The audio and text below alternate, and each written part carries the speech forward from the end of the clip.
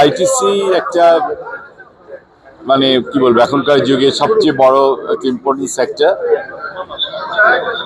মাননীয় প্রধানমন্ত্রীর অনেক প্ল্যান আছে এই আইটি সেক্টরকে নিয়ে। আমরা অনেক জব ক্রিয়েট করতে চাই এবং ইন্টারনেটটা আমরা ঘরে ঘরে পৌঁছে দিতে চাই।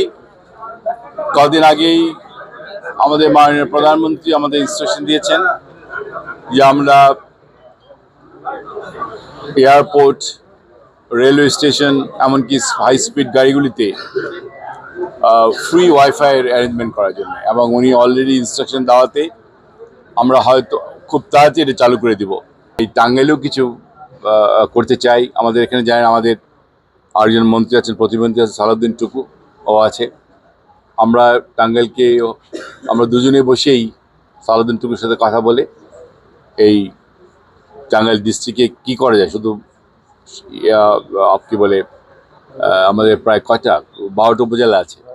প্রত্যেকটা উপজেলাতে কোথায় কী করা যায়, আইসিটি পার্কের কথা চিন্তা করতে পারি আমরা।